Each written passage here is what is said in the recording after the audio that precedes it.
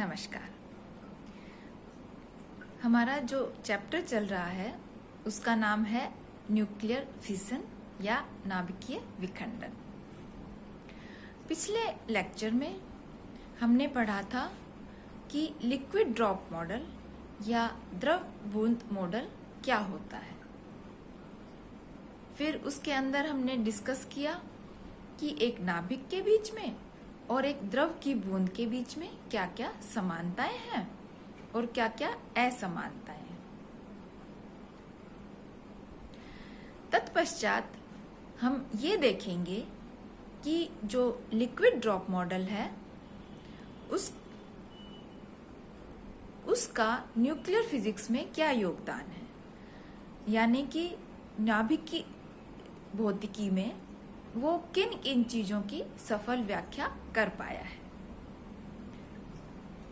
और फिर हम लेंगे क्या, या बल्कि यूं कहें कि द्रव बूंद मॉडल नाभिकीय विखंडन को किस प्रकार से एक्सप्लेन कर पाएगा। तो पहले हम लेते हैं कि इसकी उपयोगिता न्यूक्लियर फिजिक्स में क्या क्या है द्रव बूंद मॉडल की, और ये किन किन चीजों की सफल व्याख्या कर पाया है। इस मॉडल के आधार पर बंधन ऊर्जा के लिए द्रव्यमान संख्या A तथा परमाणु क्रमांक Z के पदों में एक अर्ध मूलानुपाती संबंध सेमी एम्पिरिकल रिलेशन प्राप्त किया जाता है, जिसके अनुसार बंधन ऊर्जा में मुख्य योगदान द्रव्यमान संख्या A के अनुक्रमानुपाती पद का होता है, जिसे आयतन ऊर्जा वॉल्यूम एनर्जी टर्म कहते हैं।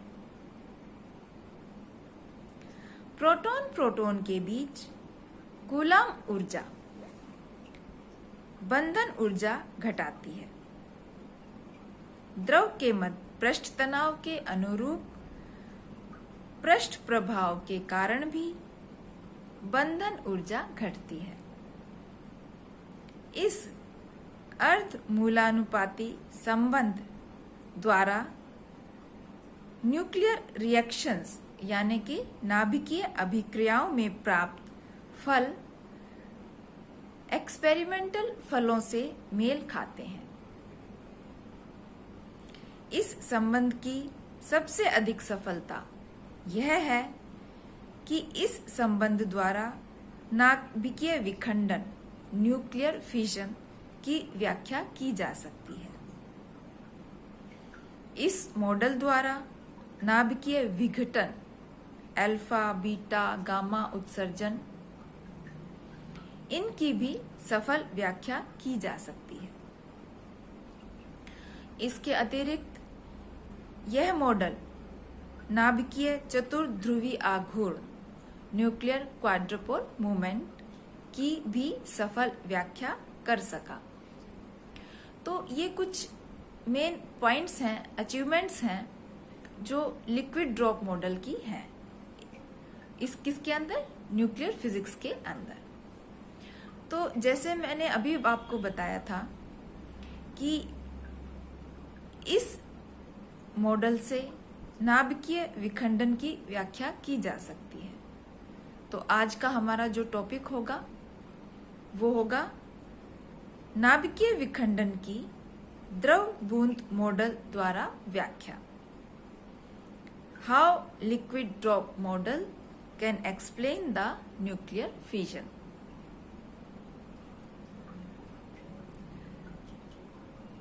अब न्यूक्लियर फिजन यानी कि नाभिकीय विखंडन, इस जो घटना है इसकी व्याख्या एक साइंटिस्ट थे नील बोर और एक थे व्हीलर। उन्होंने 1939 में नाभिक के द्रव बूंद मॉडल द्वारा इसकी व्याख्या की। उन्होंने माना कि द्रव की बूंद तथा नाभिक में कुछ कुछ समानताएं हैं। जैसे पहले, दोनों का घनत्व एक समान है, जो कि आकार पर निर्भर नहीं करता है। दूसरा, द्रव के वाष्पन की गुप्त ऊष्मा के समान नाभिक की प्रति न्यूक्लियन बंधन ऊर्जा नियत होती है। तीसरी समानता है, द्रव के वाष्पन के समान नाभिक का रेडियो एक्टिव क्षय होता है, रेडियो एक्टिव डीके होता है, तथा नाभिक की ऊर्जा के समान द्रव की बूंद की आंतरिक ऊष्मीय ऊर्जा होती है। अंतिम समानता इस प्रकार होगी, बूंदों के संघनन की भांति नाभिक द्वारा भी न्यूट्रॉन अवशोषित करके यौगिक नाभिक बनता है। तो एक द्रव की बूंद और नाभिक में कुछ समानताएं यहां पर हमने डिस्कस करी हैं कुछ पॉइंट्स के रूप में। आगे चलते हुए, द्रव की बूंद तथा नाभिक में उपर्युक्त समानताओं के आधार पर नाभिक को एक असंपीड्य द्रव की बूंद के तुल्य मान सकते हैं, जिसका आकार व आकृति नाभिक के अंदर न्यूक्लियनों के मध्य लगने वाले शॉर्ट रेंज या लघु परिसर नाभिकीय बलों तथा विद्युत प्रतिकर्षण बलों के मान पर निर्भर करती है। इन बलों के कारण नाभिक पर सरफेस टेंशन या पृष्ठ तनाव के समान बल लगने लगता है, जिसके फलस्वरूप नाभिकीय बूंद की जो आकृति है या नाभिकीय बूंद की आकृति की भांति गोलाकार या स्फेरिकल हो जाती है। इसके लिए कुछ डायग्राम्स मैंने यहाँ पर ड्रॉ किए हैं, मैं आपको दिखाती हूँ। तो पहला, जैसे मैंने अभी बताया कि जो बूंद की आकृति है वो स्फेरिकल या गोलाकार हो जाती है, तो वो हम कुछ चित्र यहाँ पर देखेंगे। मैंने यहाँ पर 1, 2, 3, 4, 5 ये डायग्राम्स ड्रॉ किए हैं, A, B, C, D और E। तो जो जिक्र हम कर रहे हैं स्फेरिकल आकृति की, वो ये आकृति हम लेंगे। अब हम एक एक करके ये सारे डायग्राम्स हम डिस्कस करेंगे। जब मंदगामी न्यूट्रॉन नाभिक से टकराकर उसे ऊर्जा प्रदान करता है अथवा अन्य किसी विधि से नाभिकीय बूंद को ऊर्जा दी जाती है, तो बूंद के अंदर दोलन होने लगते हैं। अब अगर दोलन हो गए तो नेचुरल है कि उससे क्या होगा, उसकी जो गोलाकार आकृति है वो बिगड़ जाएगी। तो क्या होगा, बूंद के अंदर दोलन होने लगते हैं, जिससे गोलाकार आकृति बिगड़ जाती है। ये हमने इस चित्र में दिखाया है। इसके अंदर बी, पहले हमने स्फेरिकल शब्द यूज किया था आकृति के लिए, वो हो गया डायग्राम ए, और अब ये हो गया डायग्राम बी। तो जो आकृति थी वो अब बिगड़ गई है। पृष्ठ तनाव प्रारंभिक बल या प्रारंभिक आकृति प्राप्त करने की चेष्टा करता है, जबकि उत्तेजन ऊर्जा इस आकृति को विकृत करने की चेष्टा करता है। यदि दोलनों का आयाम बहुत अधिक हो जाता है तो नाभिक की जो आकृति है डंबल जैसी हो जाती है। अब ये जो डंबल आकृति है ये आप देख लीजिए डायग्राम सी के अंदर। ये सी डायग्राम, ये आकृति थी स्फेरिकल, फिर ये बिगड़ गई और अब ये इस डंबल की आक्षेप में हमें प्राप्त हो गई है।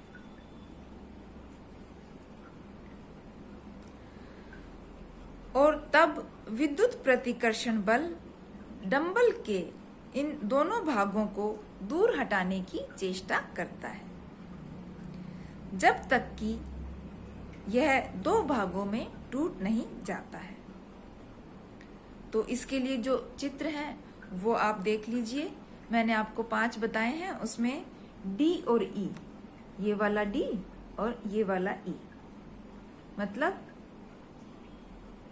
जब डंबल की आकृति हमें प्राप्त हो गई तो दो भाग ये मिलेंगे हमें और ये एक दूसरे से दूर होने की चेष्टा करेंगे। तो डी डायग्राम में हमें जो आकृति मिलेगी वो इस तरह से आप ड्रॉ कर सकते हैं। और ये जो अंतिम डायग्राम है ई, इसमें ये दोनों टुकड़े, दोनों भाग अलग अलग हो गए हैं। तो क्या हुआ कि जब तक कि यह दो भागों में टूट नहीं जाता है। यदि उत्तेजन ऊर्जा विखंडन के लिए पर्याप्त नहीं होती है तो यौगिक नाभिक गामा किरणें उत्सर्जित करके अपनी प्रारंभिक गोलाकार आकृति ग्रहण कर लेता है। स्पष्टतः नाभिकीय विखंडन में दोनों खंडों को अलग अलग करने के लिए क्रांतिक ऊर्जा, जिसे हम कहेंगे क्रिटिकल एनर्जी, क्रांतिक ऊर्जा आवश्यक होती है, जिसे विखंडन देहली ऊर्जा कहते हैं। Means it is also called fission threshold energy. अब हम लेंगे यूरेनियम 235 नाभिक। हम न्यूक्लियर फिजन डिस्कस करते हुए पहले भी ले चुके हैं यूरेनियम 235 और यूरेनियम 238। शुरुआत करते हैं यूरेनियम 235 नाभिक के विखंडन में। यूरेनियम 235 नाभिक एक न्यूट्रॉन अवशोषित करके एक यौगिक नाभिक U236 बनाता है। U236 नाभिक की उत्तेजन ऊर्जा लगभग अंतिम न्यूट्रॉन की बंधन ऊर्जा यानी कि बाइंडिंग एनर्जी के बराबर होती है। अब ये जो उत्तेजन ऊर्जा है, एक्साइटेशन एनर्जी है, इसे हम कैलकुलेट करेंगे। सो लेफ्ट हैंड साइड में लिख दीजिए उत्तेजन ऊर्जा बराबर है, राइट साइड में लिख दीजिए यूरेनियम 235 नाभिक का द्रव्यमान प्लस 1 न्यूट्रॉन का द्रव्यमान। इन दोनों के जोड़ के ऊपर एक ब्रैकेट हम लगा देंगे, फिर लिखेंगे माइनस का साइन और दूसरे ब्रैकेट के अंदर हमने लिख दिया यूरेनियम 236 नाभिक का द्रव्यमान। अब इनका मान हम राइट साइड में रख देंगे। राइट हैंड साइड में जो वैल्यू होगी, पहली ब्रैकेट लिख लीजिए, उसके अंदर लिखेंगे 234.99 प्लस 1.01, माइनस लिखेंगे और दूसरे ब्रैकेट की जो वैल्यू है उसमें लिखेंगे 235.9931 AMU और इस इक्वेशन को हम सॉल्व करेंगे। आफ्टर सॉल्यूशन एक्साइटेशन एनर्जी या उत्तेजन ऊर्जा का मान आएगा 0.0069 AMU और करके नीचे लिखेंगे बराबर है 0.0069 मल्टीप्लाइड बाई 931 MeV। अब ये जो मान है ये MeV में आ गया, क्योंकि हमें पता है एक AMU का मान जो होता है वो 931 MeV के बराबर हमने पहले भी कैलकुलेट किया था। तो इन रिजल्ट उत्तेजन ऊर्जा का जो मान आ गया यहाँ पर वो है 6.4 MeV। लेकिन यूरेनियम 236 की विखंडन देहली ऊर्जा लगभग 5.3 MeV होती है। इसीलिए यूरेनियम 235 नाभिक का विखंडन मंदगामी अथवा ऊष्मीय न्यूट्रॉन द्वारा कराना संभव है। अब हम लेंगे इसके विपरीत यूरेनियम 238 नाभिक। यूरेनियम 238 नाभिक न्यूट्रॉन अवशोषित करके यौगिक नाभिक यूरेनियम 239 बनाता है, जिसके लिए उत्तेजन ऊर्जा 5.9 MeV तथा विखंडन देहली ऊर्जा 6.5 MeV है। अतः U238 नाभिक का विखंडन ऊष्मीय न्यूट्रॉनों द्वारा भी करना संभव नहीं है। यूरेनियम 238 नाभिक के विखंडन के लिए न्यूट्रॉन की पर्याप्त गतिज ऊर्जा होनी चाहिए, अर्थात केवल तीव्रगामी न्यूट्रॉन ही U238 नाभिक का विखंडन कर सकते हैं। Thank you.